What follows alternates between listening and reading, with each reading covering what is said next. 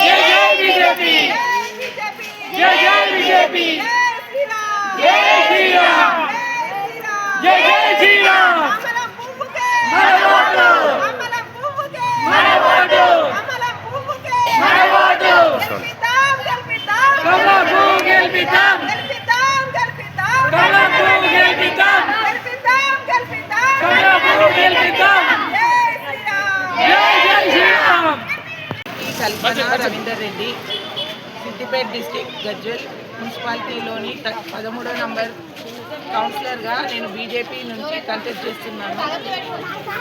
నాపై ప్రజలు నమ్మకం ఉంచి నాకు ఓటేసి గెలిపిస్తే నేను పెండింగ్లో ఉన్న అన్ని పనులు సక్రమంగా జరిపి ప్రజలకు మేలు చేస్తానని సభాముఖంగా మీకు తెలియజేస్తున్నాను.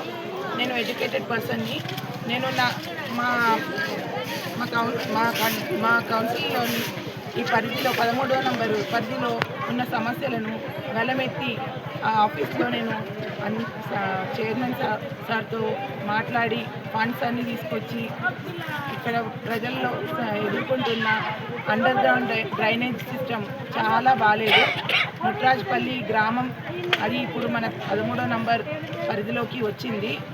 అక్కడ మాత్రం చాలా ఘోరమైన పరిస్థితులు ఉన్నాయి, చెప్పలేని అంటే అంత బాలేవు పరిస్థితులు. అక్కడ డబల్ బెడ్రూమ్లు ఇస్తామని కూడా ఇంతకుముందు ఉన్న పాలకులు మోసం చేశారు. రేకుల షెడ్లో ఉంటున్నారు జనాలు. ఒక 20 ఫ్యామిలీస్ అట్లా ఉన్నాయి, నేను కళ్ళారా చూశాను. అవన్నీ మనం చేసుకుందాము. రోడ్లు, సోలార్ వీధి దీపాలు, సీసీ రోడ్లు, underground drainage system and వైకుంఠ ధామం అది కూడా సగంలో పనే జరిగింది, ఇంకా కంప్లీట్ కాలేదు. అక్కడ హిందూ శ్మశాన వాటిక అనేది హిందువులకు చాలా పవిత్రమైన స్థలం. అటువంటిది మున్సిపల్ పరిధిలో ఉన్న ముట్రాజ్పల్లి గ్రామం ప్రజలకు అది లేదు. చిన్న చిన్న గ్రామాల్లో ఉన్నాయి కానీ ముట్రాజ్పల్లి గ్రామంలో ప్రజలకు అది లేదు, సగమే పూర్తి చేశారు. అది కంప్లీట్ చేద్దాము. మనం చాలా డెవలప్మెంట్ స్కిల్ డెవలప్మెంట్ ప్రోగ్రామ్స్ కూడా ఉన్నాయి సెంట్రల్ గవర్నమెంట్ త్రూ. అయితే నరేంద్ర మోదీ నాయకత్వంలో మనము అవన్నీ పూర్తి చేసుకుందాము. మహిళలు స్వయం శక్తి పథకాలు కూడా చాలా ఉన్నాయి, అవన్నీ మేము చేసుకుంటాము. మహిళలు ముఖ్యంగా నాపై నమ్మకం ఉంచి నన్ను ఆశీర్వదిస్తారని మీ ముందు నేను వాళ్ళను కోరుకుంటున్నాను, శిరస్సు వంచి కోరుకుంటున్నాను. మీ అమూల్యమైన ఓటుని మాత్రం దుర్వినియోగం పరచుకోకండి. ఎవరైతే మీకు డెవలప్మెంట్ చేస్తారో వాళ్ళకే ఇచ్చి గెలిపించుకోండి. ఓటు అనేది ఒక ఆయుధం. దాన్ని దుర్వినియోగం పరచుకోకండి. మద్యంకి, డబ్బులకి అవన్నిటికీ అమ్ముడు పోకండి. మీరు ఓటర్ దేవుళ్ళు, ఓటే మీ ఆయుధం. మీ ముందు నేను చెప్తున్నాను ఏంటంటే చైతన్య పరులు కావాలి ఓటర్స్. ఎవరైతే పనులు చేయగలుగుతారో వాళ్ళకే ఓటు వేయండి. ఏదో అంటే రాజకీయం అంటే ఒక ఉద్యోగం అయిపోయింది. అలా కాకుండా ప్రజాసేవ ఎవరు చేయగలుగుతారో వాళ్ళకు ఓటు వేయండి. నేను చదువుకున్నాను, గ్రాడ్యుయేట్ని. మీ అందరి ఆశీస్సులు నాకు ఉంటాయని నేను అనుకుంటున్నాను.